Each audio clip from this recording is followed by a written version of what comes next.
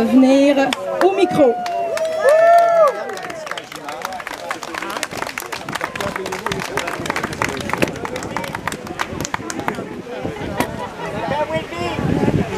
Merci. Merci beaucoup. À la fois, je suis enthousiaste et très triste.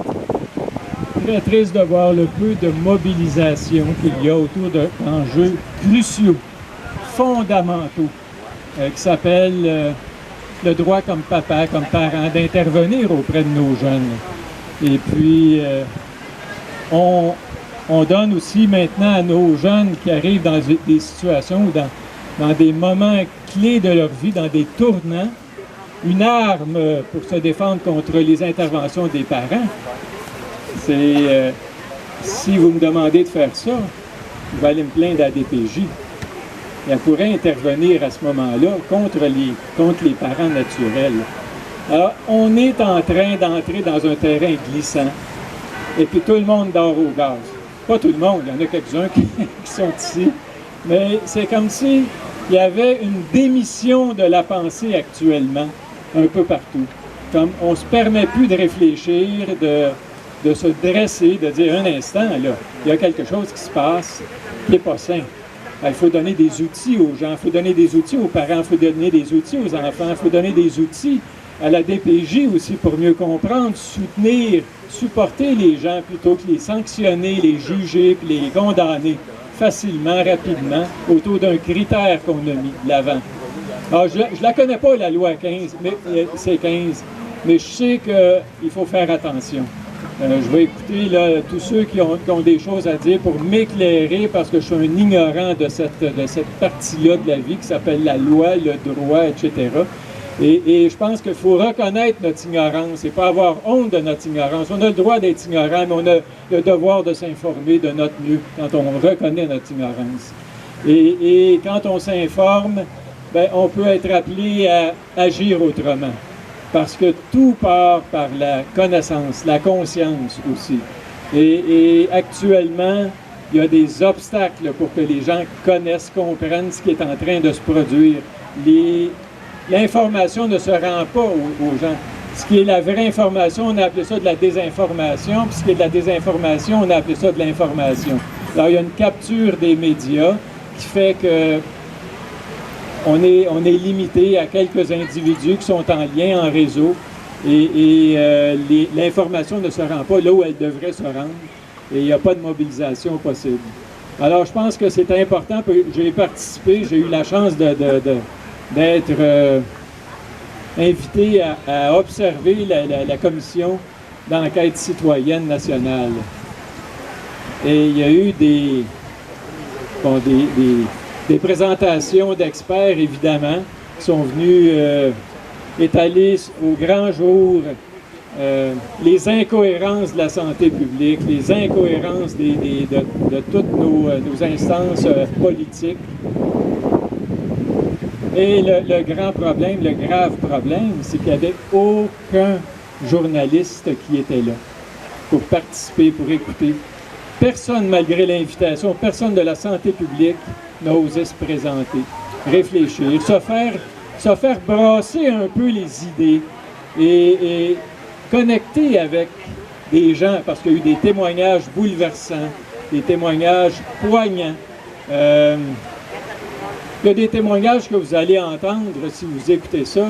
Vous ne pourrez pas, si vous êtes un humain, vous empêcher de pleurer. De pleurer devant le désastre.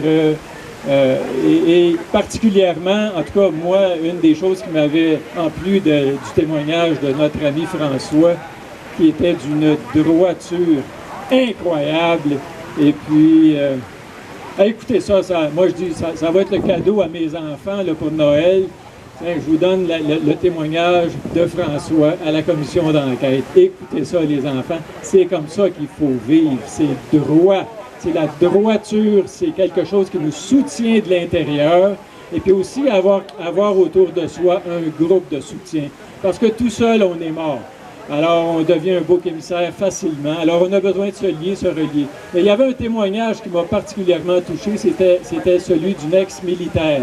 Une ex-militaire qui se trouvait à être grand-maman de sa fille, bon, pas de sa fille, mais c'est sa fille qui a eu un bébé, qui a été arrachée des mains de la mère et de la grand-mère sous prétexte que c'était des complotistes. Et qui a été mis chez des parents substituts dans un foyer d'accueil, je présume, là, une famille d'accueil.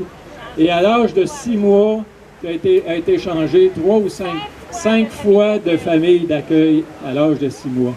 Alors, on est témoin actuellement de choses criminelles qui deviennent la norme si on ne se réveille pas et si on ne manifeste pas autour de retrouver pour que nos organisations soient efficaces et jouent leur rôle. Toutes les organisations actuellement, toutes, je dis bien toutes, le Collège des médecins, la FDA, le NIH aux États-Unis, la CDC, tout ce que toilette, là, méfiez-vous de ça. Tout ce qui sort de ça, maintenant, c'est du mensonge, il y a une corruption actuellement systémique. Et pour découvrir le réel, il faut aller plus loin que ce que notre docteur nous prescrit. Prenez le temps, avant d'ingérer quelque chose, de faire vos recherches. Prenez le temps d'aller voir. Prenez le temps de vous informer. Il n'y a jamais d'urgence à se faire traiter.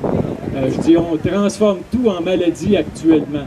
Et cette jeune femme-là, cette grand-maman-là qui est au pleur, qui est en pleurs, qui est en deuil de ce petit-fils qu'elle voyait venir comme une bénédiction dans sa vie, qui a été éjecté du service militaire parce qu'elle a pris la décision de ne pas se faire vacciner. Et c'est une femme admirable, courageuse, qui aimait son boulot, qui s'est faite violenter d'une façon inimaginable, avec la bénédiction de notre premier ministre qui dit « On n'a jamais obligé personne à se faire vacciner, à se faire injecter au Canada. » Mais, puis on entend ça, on devrait, les étudiants qui entendaient ça, il aurait dû chacune avoir une tomate pourrie dans les mains et lui lancer en plein visage. C'est inimaginable actuellement de voir à quel point on ment et que tout le monde absorbe ça comme si c'était la vérité. Wake up! C'est notre outil, c'est la conscience. Et on n'est pas conscient tout seul, on est conscient parce que des gens conscients autour de nous autres qui nous éveillent, comme Mario Roy, qui vit, qui a des choses à partager, comme François. Chacun est une source d'information, chacun a un devoir de transmission.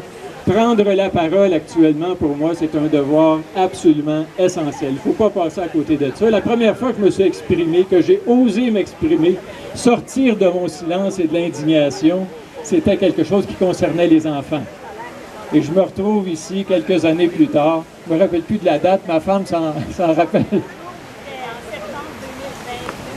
En septembre 2020. En tout cas, ça fait déjà presque 2 ans et demi. Et puis je suis ici encore pour la cause des enfants.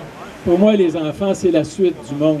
Ils ont été malmenés, ils ont été maltraités, ils ont été infantilisés encore plus dans leur impuissance au lieu de les aider à acquérir une confiance, une méfiance qu'on a nourrie autour on a peur des autres, on a peur de grand-papa, on se fait culpabiliser de pouvoir quasiment tuer grand-papa. C'est d'une violence insoutenable. Et c'est fait sur le bon principe, for the common good. Alors quand on nous dit ça, for the common good, c'est pour le bien commun. Méfiez-vous de ça. Alors on est pour le bien commun, de quoi on a besoin de gens qui sont debout, de gens qui sont autonomes, de gens qui ne se laissent pas dérober leur responsabilité de réfléchir et d'agir selon leur propre conscience, puis dire ma santé, c'est ma job d'essayer de préserver ça, et c'est la job de chacun d'entre nous.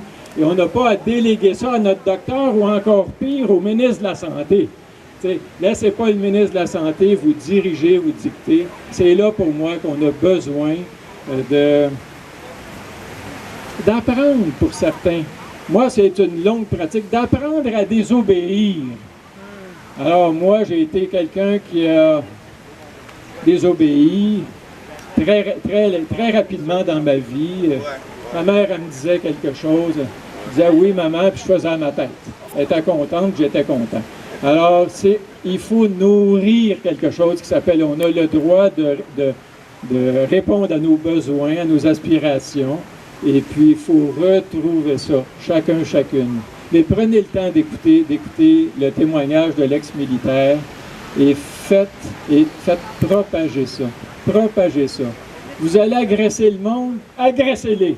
Le but, c'est pas d'agresser, le but, c'est d'exprimer, c'est d'arrêter de préserver le silence, la loi du silence, l'omerta, qui fait que tout le monde dort au gaz et puis on est heureux, tout va bien. Tout se passe correctement actuellement. Non, tout ne se passe pas correctement. Je pense que c'est important, cet éveil-là.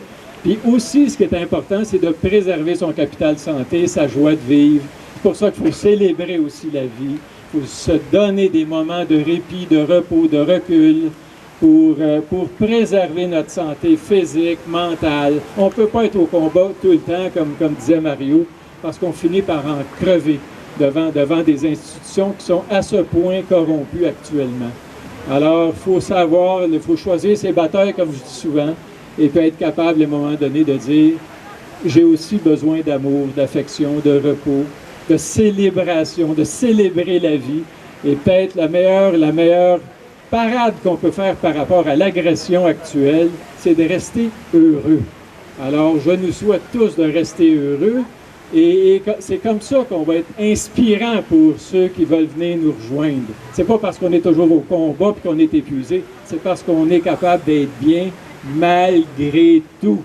On est capable de préserver notre capital santé, notre joie, notre bienveillance, notre paix. Et puis de dire, ma paix, ça ne dépend pas des autres, ça dépend de moi. Ils peuvent essayer de transformer ça. Regardez François, il est en paix. Pas avec tout le monde. Il est agressé, mais il s'est gardé la ligne droite. Il est ici encore, il est à Jonquière. Alors, c'est le courage, la foi, la confiance, la paix intérieure qui doit nous guider actuellement et retourner à ce qui est précieux pour nous autres, notre système de valeurs, et le faire vivre et le transmettre si possible. Alors, merci beaucoup pour votre présence et puis... merci, mon amour, d'être là avec moi. Merci.